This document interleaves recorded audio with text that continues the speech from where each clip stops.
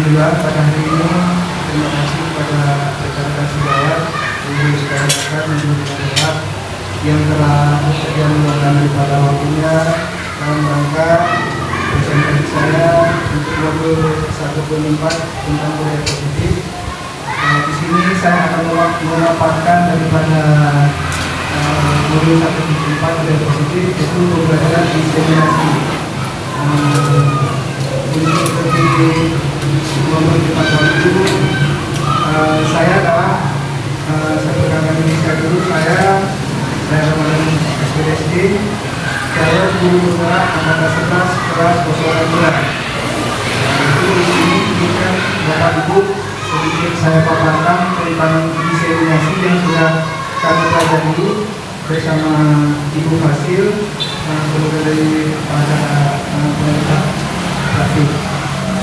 Di sini seperti yang sudah kita ketahui bersama bahwasannya segala sesuatu yang kita kerjakan, yang kita perbuat untuk berjalan daripada proses belajar mengajar itu bermacam, karena peserta didik siswa-siswi kita itu tidak sama semua. Tingkat kemampuannya itu ada yang rendah, ada yang menengah, dan ada yang tinggi. Jadi kita sesuaikan dengan kondisi di sekolah kita.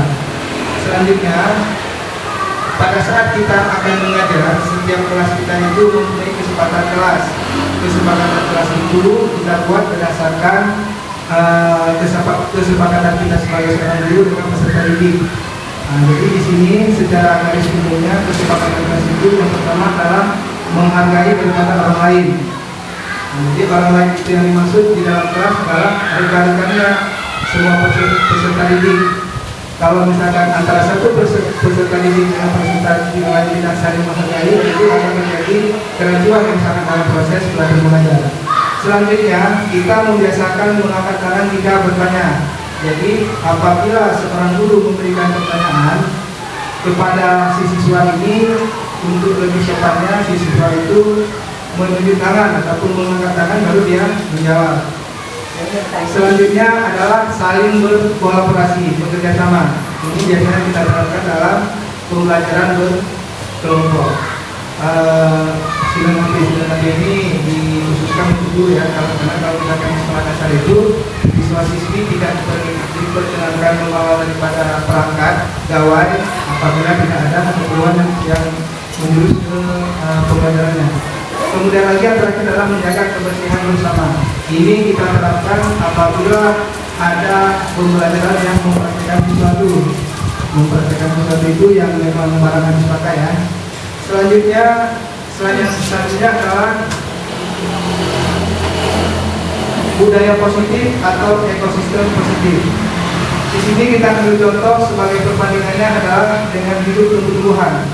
Seorang petani dalam hakikatnya sama kewajibannya dengan seorang pendidik yang menanam padi misalnya hanya dapat menuntun tumbuhnya padi. Ia dapat memperbaiki kondisi tanah, memelihara tanaman padi, memberi pupuk dan air, membasmi ulat-ulat atau jamur yang mengganggu hidup tanaman padi yang lainnya. Itu berdasarkan filosofi daripada Ki Hajar Dewantara. Ini berdasarkan laporan 1 dasar-dasar pendidikan keluarga tahun 1 nomor 1 Desember 1936. Selanjutnya di sini daripada penjabaran Ki Hajar Dewantara itu perubahan paradigma. Perubahan paradigma itu diumpamakan sebagai kegiatan kepulan tangan. Ada A dan B, Anda dan tempat Anda. Sobeklah dari kertas kecil, tuliskan benda atau sesuatu yang sangat berharga untuk Anda. Letakkan di salah satu tangan Anda dan genggam benda atau sesuatu tersebut dengan segala daya. Buatlah sebuah puparan. Teman Anda diumpamakan sebagai B akan mencoba dengan sekuat tenaga dengan berbagai cara meminta Anda memberikan benda tersebut. Selanjutnya apa yang akan terjadi?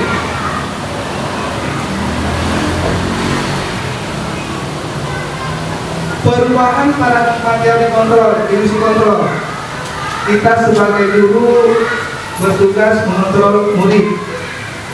Kritik dan membuat orang merasa bersalah dapat mengolah karakter. Semua penguatan positif, efektif dan bermanfaat. orang dewasa memiliki hak untuk memaksa. Memaksa di sini kita sebagai guru itu berperan penuh dalam mengontrol murid. Apabila memang dalam pembelajaran itu proses belajar mengajar ada siswa yang memang rusuh, tidak bisa berkontribusi dalam proses pembelajaran, otomatis kita pasti akan menegur.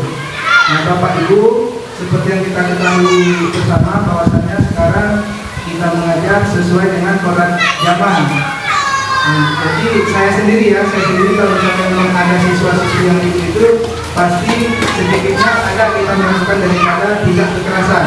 Tindak kekerasan itu bukan berarti kita bermain tangan ataupun memukul. Sebatas kita memarahi, membentak ataupun karena seperti kita terhadap siswa itu sudah berbentuk dalam proses tindak kekerasan. Nah, jadi di sini guru mengontrol murid itu dalam artian kita harus banyak bersabar, harus banyak menggunakan daripada filosofi diajar Jawa Tengah. Selanjutnya, kritik dan membuat orang merasa bersalah dapat menguatkan karakter. Apabila di dalam sebuah kelas itu ada siswa yang memang selalu bahkan saban hari tidak mengerjakan PR, kalau misalkan kita menjelaskannya, kalau kamu tidak pernah mengerjakan PR, bagaimana kamu bisa memahami belajar yang sudah Bapak berikan atau yang sudah Ibu berikan? Jadi dengan sendirinya siswa tersebut akan merasa bersalah, sehingga otak kanannya itu akan berpikir untuk berubah mengerjakan daripada tersebut.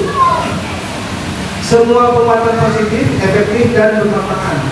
Setelah selesai kita memberikan proses belajar mengajar, di sesi berikutnya itu kita menguatkan apa yang sudah kita pelajari hari ini, apa yang dapat kita petik dari pembelajaran hari ini, dan apa yang bisa diambil manfaatnya oleh si anak.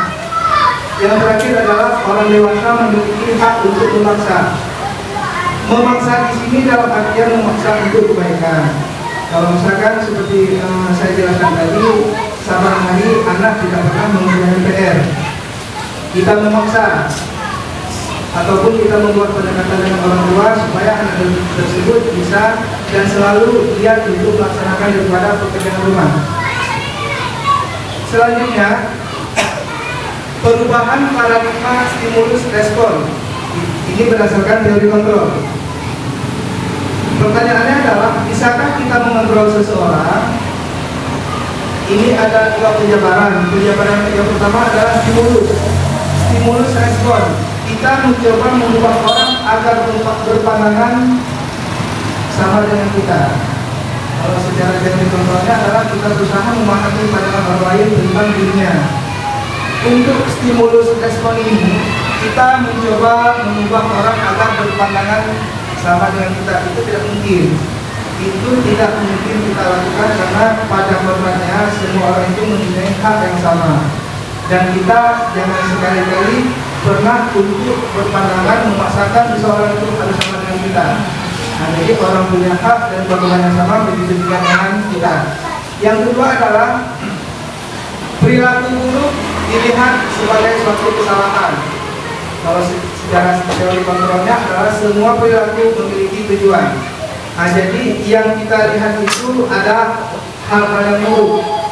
Misalnya ada seorang anak itu ingin menyampaikan bahwasannya dia melihat terjadi perjudian. Karena kita melihat dia dari seorang anak, jadi kita tidak percaya padahal yang dikatakannya itu adalah sebuah kenyataan. Nah, jadi dalam di sini dalam artian apa yang kita lihat itu belum tentu benar dan apa yang kita dengar itu belum tentu salah. Selanjutnya, orang lain bisa mengontrol saya. Secara teori kontrol, hanya Anda yang bisa mengontrol diri Anda sendiri.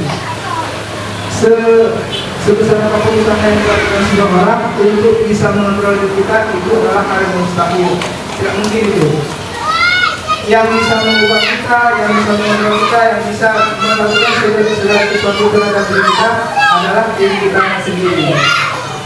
Nah, jadi seperti kita ketahui bersama, Allah juga berfirman di dalam Al-Quran bahwasanya Allah itu tidak akan mengubah nasib kita apabila kita tidak mengubahnya sendiri.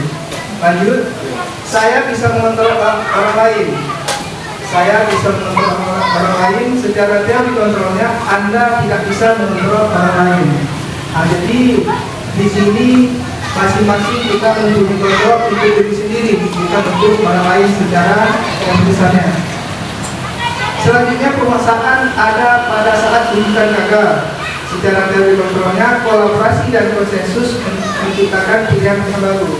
Nah, jadi kalau misalkan kita melakukan sesuatu itu dengan berkolaborasi, dengan bekerjasama, insya Allah sesuatu itu pasti akan tercapai hasilnya dan sangat terasa mudah.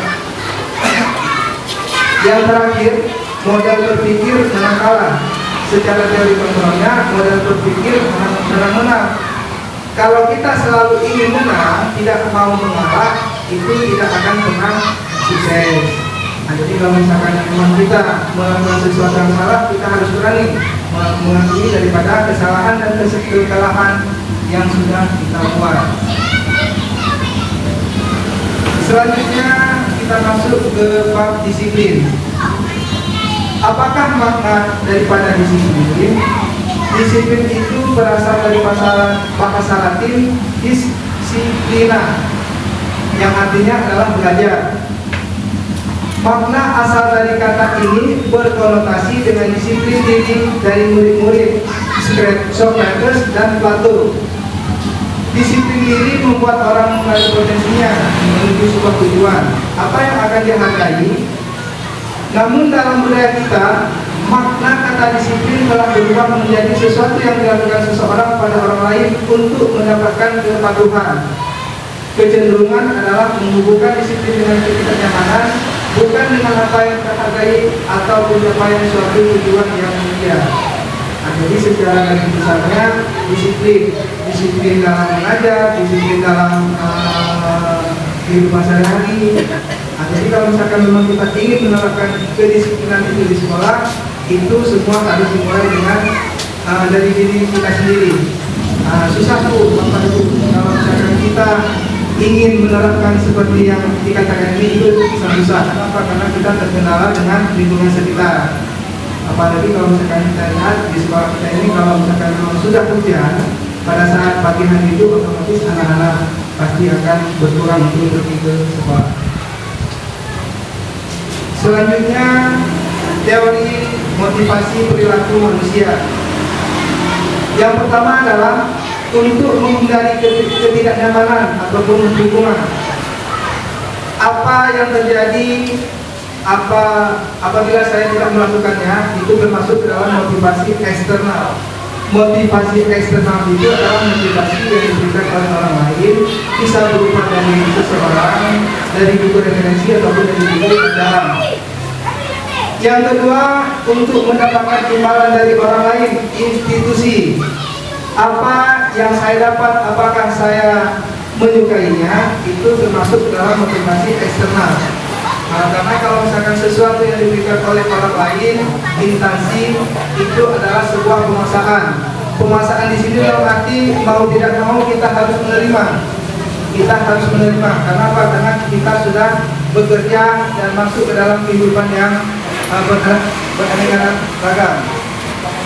Yang terakhir nomor 3 di sini adalah untuk menghargai diri sendiri, menjadi insan sesuai dengan harapan kita. Apakah saya akan menjadi orang seperti apabila saya menyukainya? Itu termasuk ke dalam motivasi internal tujuan dan disiplin positif.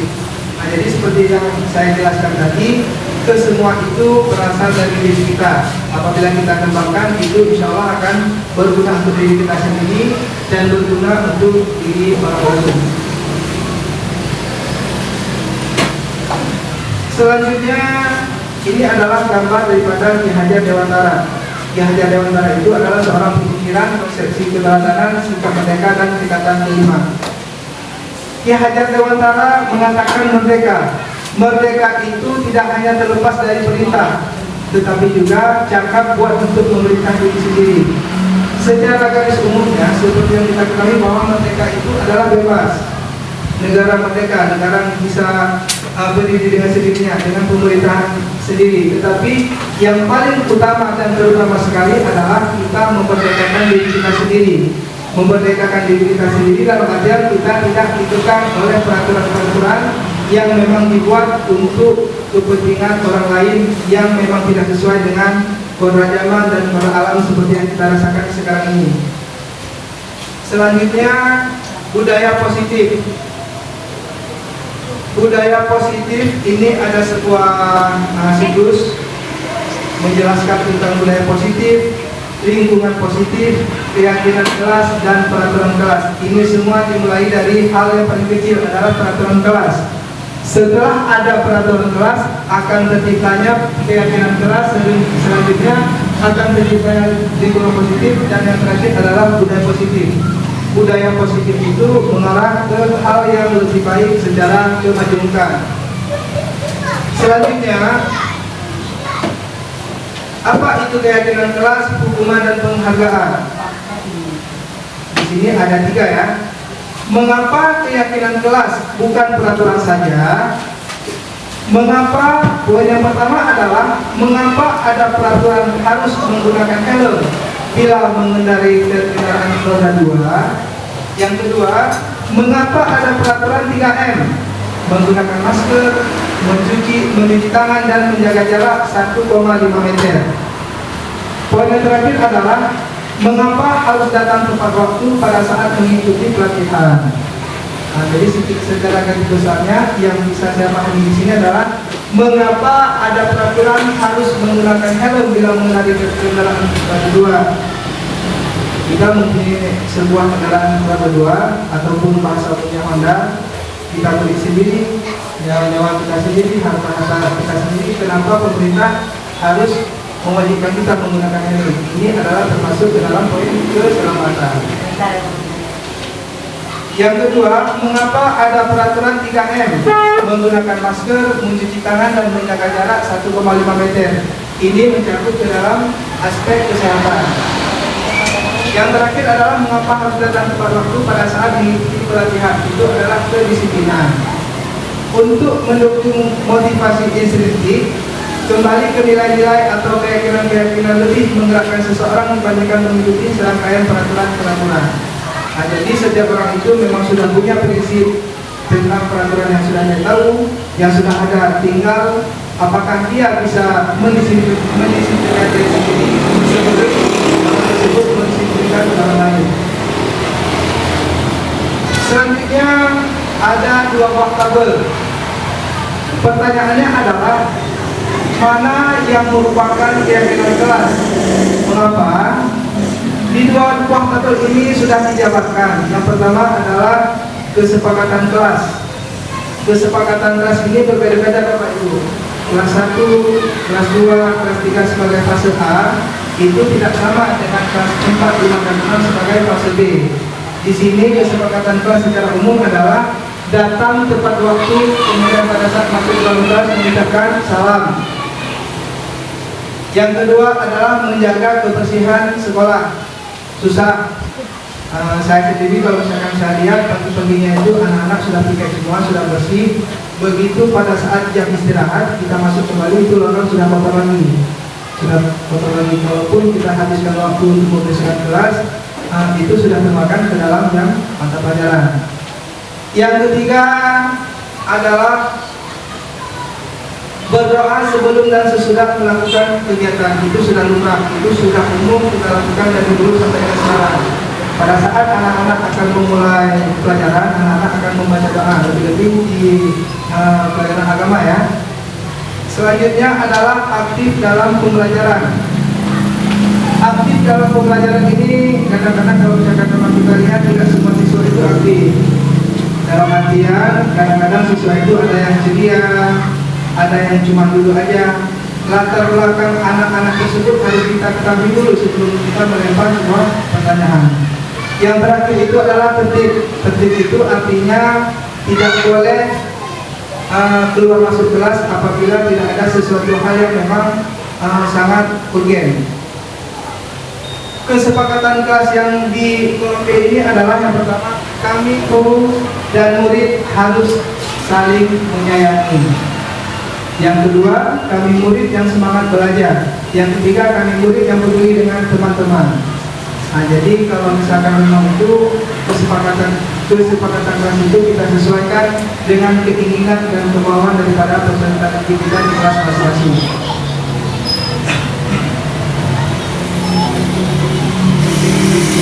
Selanjutnya, di sini ada sebuah tabel yang menjelaskan tentang peraturan dan keyakinan kelas atau nilai kebajikan yang dituju. Peraturannya adalah selalu kembalikan buku ke tempatnya. Ini berlaku di perpustakaan. Apakah anak-anak tersebut setelah mengambil buku yang dia suka, buku yang dia perlu, apakah anak tersebut mengembalikan ke tempatnya? Itu nanti bisa kita buat checklist di kolom sebelah kanan. Yang kedua, dilarang mengganggu orang lain. Nah, ini ada yang usir. Anak yang musir, kadang-kadang ada anak yang anak laki-laki suka ganggu anak perempuan atau laki-laki suka ganggu anak laki-laki. Itu harus kita tertibkan secara bersama-sama. Yang ketiga di sini adalah hadir di sekolah 15 menit sebelum pembelajaran dimulai. Jadi kalau misalkan kita lihat itu berlaku di sekolah kita, tetapi belum sepenuhnya. Saya pribadi sering datang telat. Nah, jadi kalaupun kita ingin menertibkan anak-anak seperti itu harus dimulai dari diri kita sendiri. Selanjutnya adalah dilarang melakukan kekerasan. Nah, jadi seperti yang kita ketahui bersama, sekarang banyak kegiatan untuk mencegah daripada bullying anak. Jadi bullying itu bukan dalam arti dengan tindak kekerasan memukul.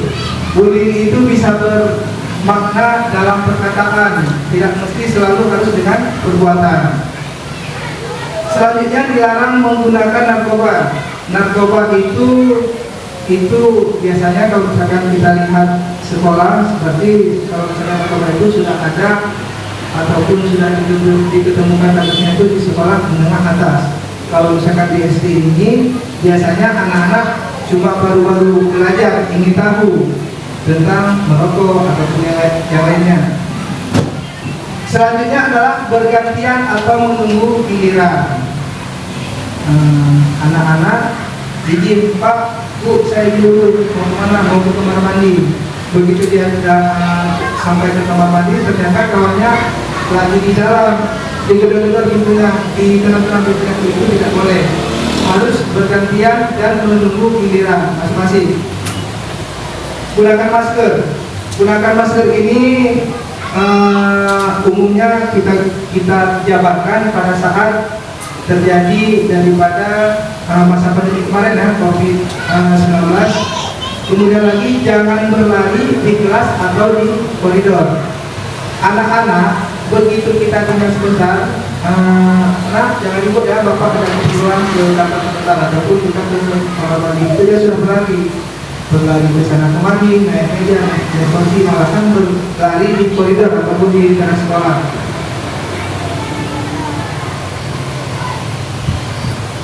Selanjutnya adalah pengaruh jangka pendek dan jangka panjang, penghargaan menghukum, penghargaan mengurangi ketepatan, penghargaan tidak efektif, dan penghargaan merusak hubungan. Ini semua dihukum oleh penghargaan.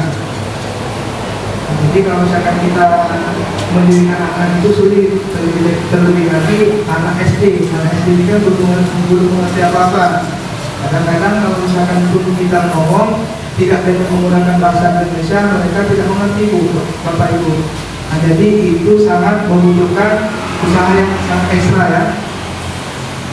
Selanjutnya perbedaan hukuman dan konsekuensi. Hukuman adalah sesuatu yang menyakitkan harus terjadi. Konsekuensinya adalah sesuatu itu memang harus terjadi. Hukumannya adalah membuat anak sakit fisik maupun hati untuk jangka waktu yang lama. Konsekuensinya adalah membuat anak merasa tidak nyaman dalam jangka waktu pendek. Untuk poin nomor 2 ini, membuat anak sakit fisik ataupun hati. Apabila kita sudah terlanjur melakukan kontak fisik ataupun memukul si anak sehingga dia terluka, sehingga dia berbekas di tangannya, itu seumur hidup dia akan teringat, oh ini luka ini bukan dipukul oleh Pak Rian dulu, oh luka ini bekas dipukul oleh Pak Edul, dia akan membekas di hatinya. Berbeda dengan konsekuensi membuat anak merasa tidak nyaman dalam jangka waktu pendek. Apabila sudah selesai daripada proses waktu ini, dia akan melupakannya. Bahkan dia tidak akan bisa menceritakan kembali apa yang sudah terjadi. Selanjutnya hukumannya adalah anak membenci kedisiplinan. Sangat benci dia. Kenapa dia yang datang 2 menit terlambat dihukum, sedangkan kawannya yang datang lebih 5 menit tidak dihukum. Nah, jadi kalau misalkan proses di sini adalah semua itu harus adil penerapannya di sekolah. Konsekuensinya adalah anak menghargai disiplin. Hukuman paksaan, kalau konsekuensinya adalah stimulus tanggapan. Selanjutnya mendorong anak menyakiti diri sendiri, mendorong anak agar mudah menyesuaikan diri. Selanjutnya konsep diri yang buruk, konsep diri yang baik, anak belajar untuk menyembunyikan kesalahan. Nah ini, di sini kalau misalkan anak belajar untuk menyembunyikan kesalahan, itu biasanya kalau misalkan anak berbuat salah, kita paksa dia untuk jujur, ternyata dia jujur, tetapi kita masih juga menyalahkan dia. Itu sampai kapanpun anak tersebut akan susah untuk mengadakan sebuah kejujuran. Selanjutnya anak belajar untuk mematuhi peraturan. Poin yang terakhir adalah marah, rasa bersalah, dipermalukan, merasa tidak dihargai. Konsekuensinya adalah kehilangan hak, dibuat tidak nyaman, diasingkan untuk sementara ataupun time out, disuruh keluar dari ruangan.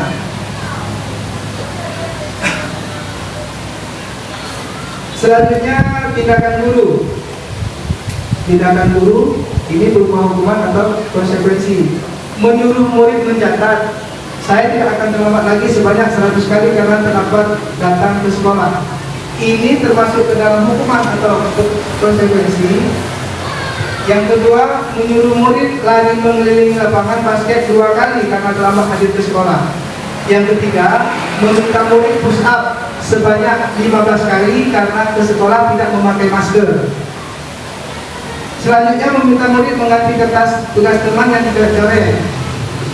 Meminta murid untuk membersihkan tumpahan air di meja karena tempat minum tersenggol. Selanjutnya meminta murid tidak mengenakan sepatu sehari-hari di sekolah karena sepatunya tidak berwarna hitam. Yang terakhir adalah menyuruh murid lari mengelilingi lapangan basket sebanyak 2 kali karena terlambat ikut pemanasan saat pelajaran jam PJOK. Untuk slide selanjutnya di sini kebutuhan dasar manusia. Kebutuhan dasar manusia itu yang pertama adalah kasih sayang dan diterima, kesenangan, kebebasan, penguasaan. Itu semua adalah untuk bertahan hidup. Lanjut. Ibu guru bilang, aku tidak boleh bersenandung sewaktu mengerjakan tugas. Katanya kelas harus tenang, tidak ada suara. Padahal kan aku suka dan senang menyanyi. Berarti di sini kebutuhannya ini adalah kebebasan untuk bernyanyi. Yang kedua, ibu guru tidak menyapaku hari ini, padahal aku pakai titik rambut baru. Kebutuhannya adalah ingin mendapat perhatian.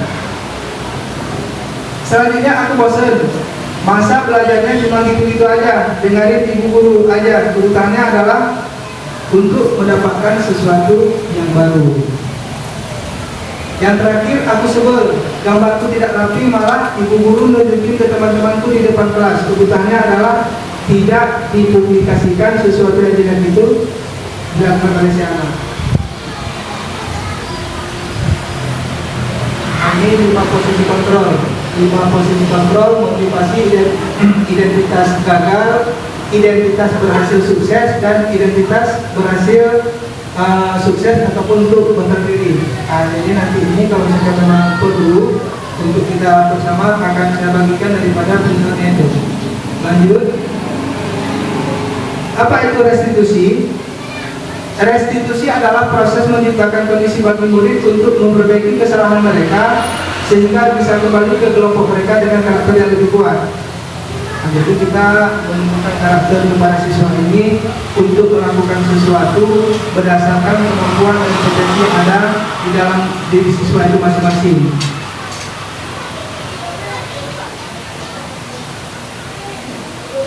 Sembilan ciri restitusi. Yang pertama, bukan untuk menebus kesalahan, tetapi untuk belajar dari kesalahan.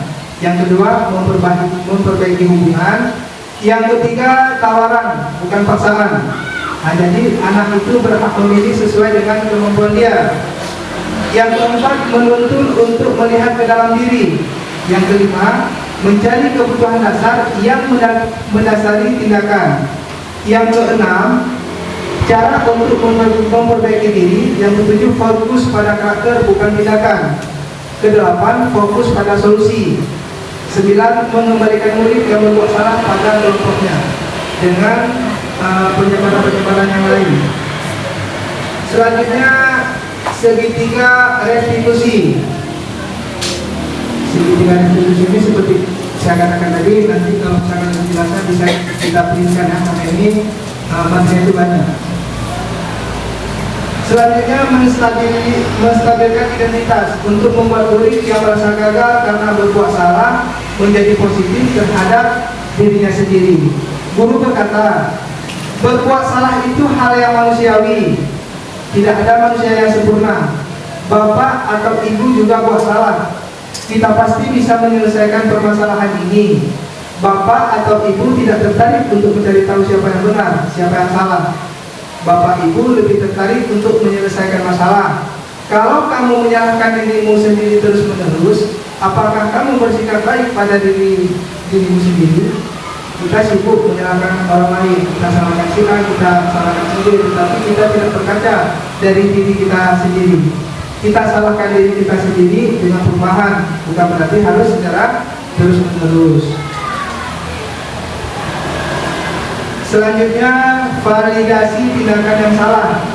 Membantu murid mengenali basic needs yang ingin dipenuhinya ketika melakukan kesalahan itu. Guru berkata, kamu bisa saja kan melakukan hal yang lebih buruk, tapi kamu tidak melakukannya kan? Kamu pasti punya alasan mengapa melakukannya.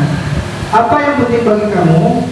Kamu boleh tetap berusaha menjaga sikap, tapi tambahkan sikap yang lain, yang baru. Maukah kamu belajar cara lain untuk mendapatkan yang kamu butuhkan tanpa harus yang mundur? Apakah kamu bisa melakukan dengan yang lebih baik besok? Ini adalah tuntutan perubahan yang harus ada pada diri anak apabila dia sudah melakukan tindakan yang salah, kemudian guru memvalidasi daripada tindakan yang salah oleh siswa tersebut. Selanjutnya adalah merayakan keyakinan. Murid melihat kesalahannya dihubungkan dengan nilai-nilai kebajikan yang diyakininya mendasari manusia berinteraksi dengan orang lain. Guru berkata, apa nilai yang kita percaya di kelas atau di sekolah kita? Nilai-nilai kebajikan atau keyakinan apa yang telah kita sepakati? Kelas yang ideal itu seperti apa sih? Kamu ingin jadi anak yang seperti apa? Apa yang kamu rasakan ketika kamu melakukan itu? Kamu menjadi orang yang seperti apa? Ini adalah pertanyaan berdasarkan daripada kesalahan dan kekeliruan yang sudah pernah dilakukan oleh siswa. Ini intervensi 30 detik. Intervensi ini bisa membantu murid kembali ke tujuan semula dengan cukup singkat, memakai cara non-konfrontatif. Yang pertama adalah, apakah kamu ingin berbuat lebih baik? Apakah saat ini kamu sedang menjadi orang yang sedang kamu inginkan? Apakah kamu bisa mengubah kegiatan perilaku kamu saat ini menjadi sikap yang lebih membantu? Apakah wajar membuat kesalahan? Bisakah kita memperbaikinya? Apa yang kamu lakukan saat ini sudah sesuai ataupun oke? Kapan kamu siap untuk mulai? Kesepakatannya apa? Sepertinya kamu punya masalah. Saya bisa bantu apa? Saat ini kamu seharusnya berbuat apa? Apa yang bisa saya bantu agar kamu bisa melakukannya? Apakah saya bisa bantu kamu agar dapat segera mulai? Apakah tugas kamu saat ini? Apakah kamu ingin diperlakukan pada kegiatan ini? Bisakah kamu melakukannya? Yang terakhir adalah apa yang kamu inginkan, apa keyakinan kita. Itu semua intervensi untuk peserta didik.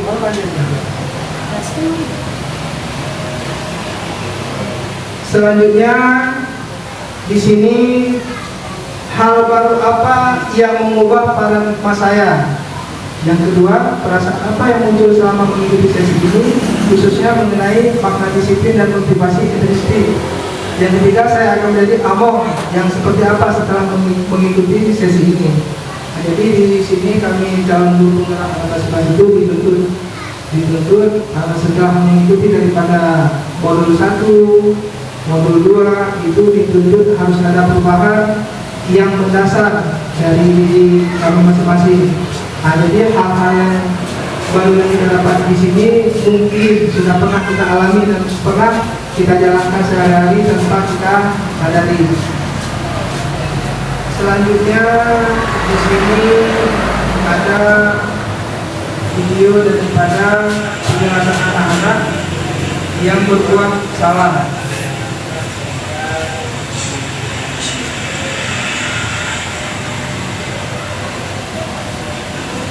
Siswi ini melakukan kesalahan tanpa sengaja menumpahkan air yang ada di atas meja punya temannya, sehingga buku-buku temannya itu basah, sehingga terjadi kontak fisik ataupun perkelahian. Nah, jadi anak tersebut tidak mau mengakui daripada kesalahannya karena dia tidak sengaja. Sengaja atau tidak sengaja berarti anak tersebut sudah melakukan daripada kesalahan. Nah, jadi ini tidak boleh kita biarkan. Setiap siswa-siswi itu punya kesalahan, kita ketemukan kedua orang yang berbeda, kita jabarkan, kita jelaskan bagaimana harus bersikap apabila kita sengaja ataupun tidak sengaja melakukan kesalahan terhadap orang lain. Kemudian refleksinya ini, si siswi ini dengan kesadaran sendiri setelah melakukan daripada penegakan intervensi dengan guru, dia mengakui kesalahannya dan berjanji tidak akan lagi seperti itu, dan kali dia akan lebih berhati-hati dalam melakukan segala sesuatu.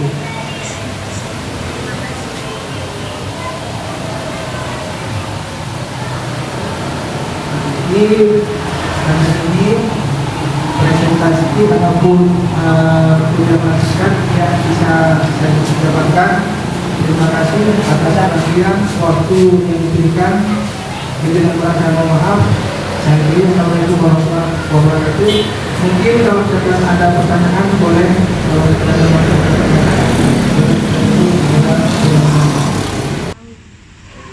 Kenapa? Apa kekeliruan dan kesalahan yang Alia lakukan sehingga Bapak kembali ke ruangan ini? Kenapa? Apakah benar laporan dari guru bidang studi lain bahwasannya Alia berganti di dalam kelas? Benar. Kenapa Alia sampai berganti di dalam kelasnya? Tumpahan air siapa? Air kawan Alia. Terus sampai berantem seperti itu. Ya. Apakah benar jika Alia berantem gara-gara air sampai berantem? Ya, jadi di sini Bapak bisa menasihati Alia bahwasanya kita tidak perlu kembali ke keluar. Kita hanya bersama. Karena kesabaran itu sangat manfaatnya Alia. Jadi kalaupun ada masalah, semua itu bisa diselesaikan secara baik, bisa diselesaikan secara dingin tanpa harus kami memang. Apakah Alia bisa berubah menjadi lebih baik? Kapan Alia bisa berubah menjadi lebih baik? Mulai sekarang, mulai besok atau kapan? Mulai sekarang Alia berjanji dengan siapa? Dengan Bapak, berjanji dengan diri sendiri.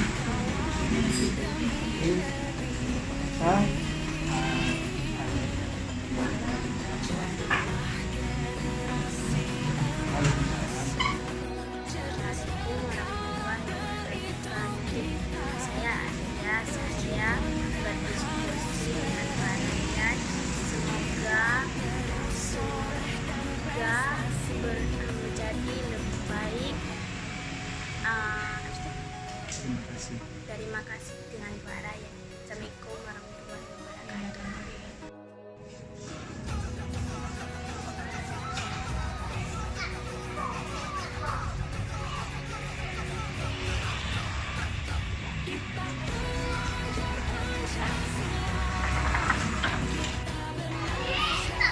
Anak buku.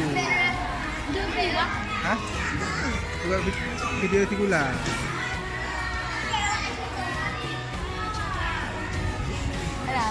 Bukan jual anak buku. Hah?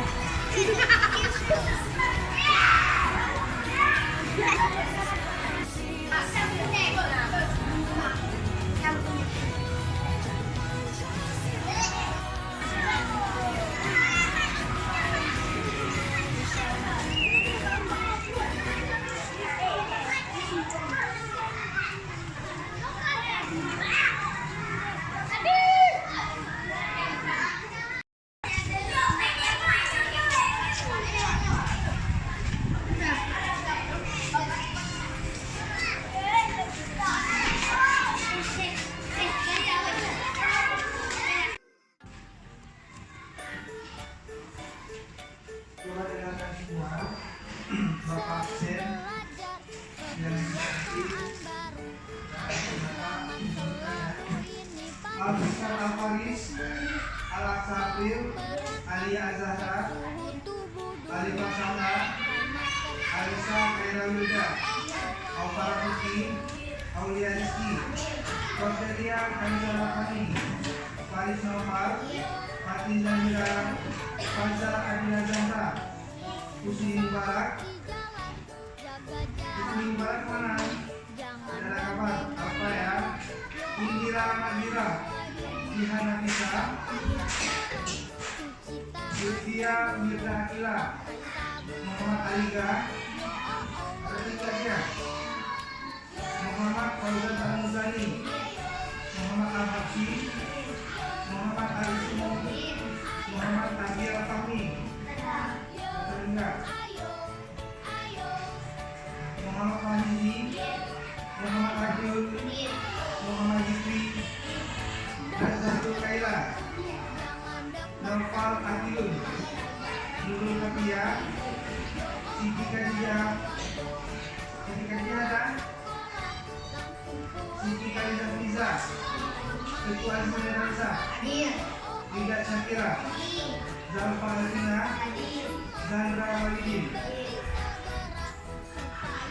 Ini satu dua tiga orang ya, apa ya? Jadi anak sekalian coba perhatikan ini kita akan melanjutkan dengan pelajaran bahasa Indonesia. Melanjutkan daripada pertemuan yang lalu yang apa itu?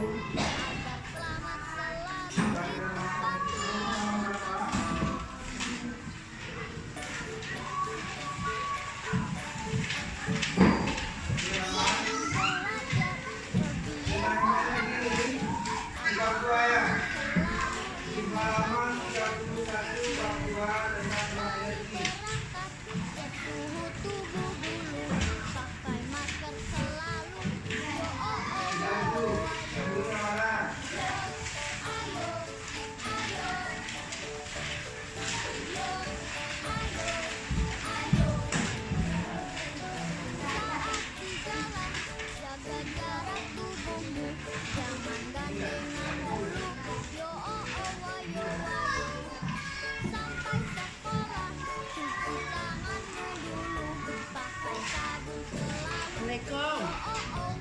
Coba diperhatikan semua di bagian itu untuk kita.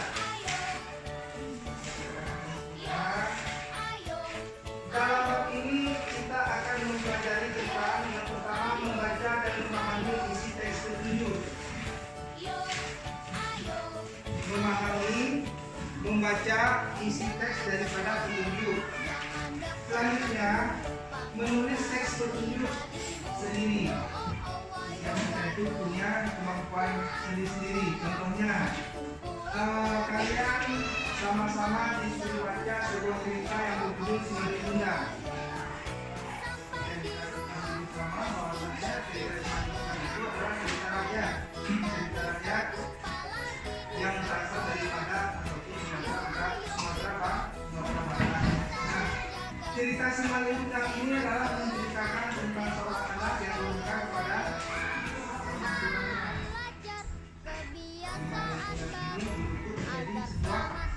sebuah batu. Sampai sekarang masih ada. Itulah bukti daripada kekuasaan Allah yang membuktikan bahwasanya kita harus berbakti kepada kedua orang tua. Setelah kalian disuruh membaca daripada tentang isi Simalin Kundang, anak-anak coba kalian ceritakan kembali isi daripada cerita Simalin Kundang tersebut. Berarti pada saat kita menceritakan kembali cerita Simalin Kundang, kita tidak lagi menggunakan bahasa buku, kita tidak lagi menggunakan persis apa yang ditulis di buku, tapi kita menceritakan sesuai dengan isi hati pikiran kita sendiri, tidak terpengaruh dengan orang lain. Karena setiap kita itu punya kemampuan berbeda ya. Nah, Simalin Kundang ini dia berasal dari keluarga yang miskin. Karena dia pergi merantau di orang. Tahun berlalu, waktu berlalu sehingga Simalin Kundang ini menjadi seorang yang sudah besar, sudah dewasa. Dia bekerja sama siang malam untuk membuktikan kepada orang bahwasanya dia bisa menjadi seorang yang sangat kaya raya. Pada saat dia sudah berhasil, sudah bisa menjadi seorang yang kaya raya, dia lupa bahwasanya dasarnya dia adalah seorang yang miskin. Dia lupa bahwasanya dia mempunyai seorang ibu yang sudah melahirkan.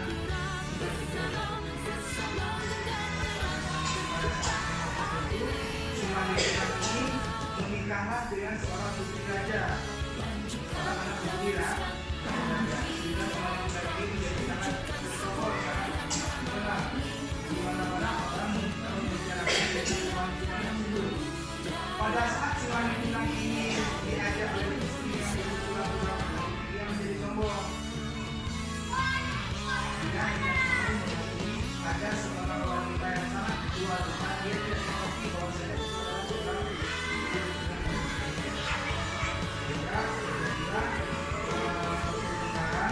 Simalin Kundang ini itu menjadi simbol bakti.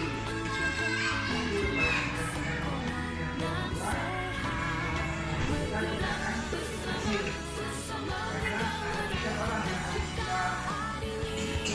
Di rumah siapa? Orang tua. Di rumah lagi siapa? Di rumah lagi siapa? Ada ibu, ada umi, ya kan? Kalau di rumah sekolah siapa? Yang menjadikan kalian menjadi seorang yang sekarang lagi. Di sini ada dibuat sebuah peta konsep untuk menunjukkan kita. Di sini memahami dan mengikuti berbagai macam jenis petunjuk. Apa petunjuknya? Kalian disuruh jalan kaki ke lokal atas. Kalian disuruh jalan kaki ke lokal atas, otomatis kalian harus menaiki daripada tangga. Biasanya kalau misalkan di sebuah gedung besar itu untuk menaiki tangga itu ada arahnya, dibuat seperti tanda panah. Tanda panah itu menjelaskan daripada arah yang harus kita tuju. Sekarang beritanya kalau misalnya kita lihat di media sangat heboh dengan kejadian sebuah besar. Ini simbol tanda panah. Ya, tanda panah. Berarti kalau misalkan tanda panahnya mengarah ke mana, di arah itulah kita harus berjalan. Selanjutnya ada sebuah tanda dibuat dalam huruf seperti ini, dalam huruf itu dibuat huruf P, kemudian kita garis apa artinya ini.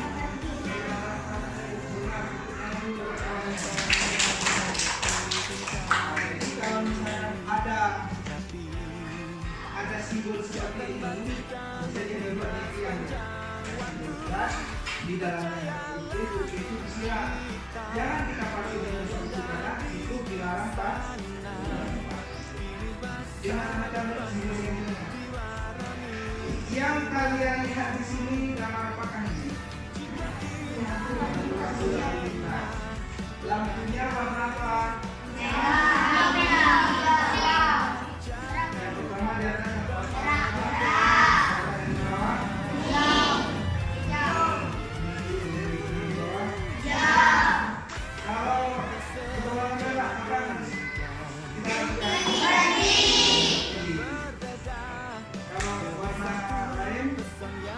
Ini siap.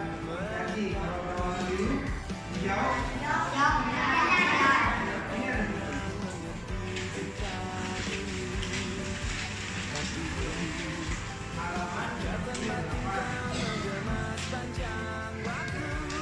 ada sebuah lambang huruf S.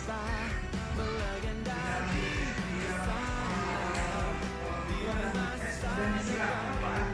Dilarang berhenti ataupun dilarang stop. Tidak boleh berhenti. Kalau dilarang jalan terus. Karena di jalanan itu tidak semua jalanan kita di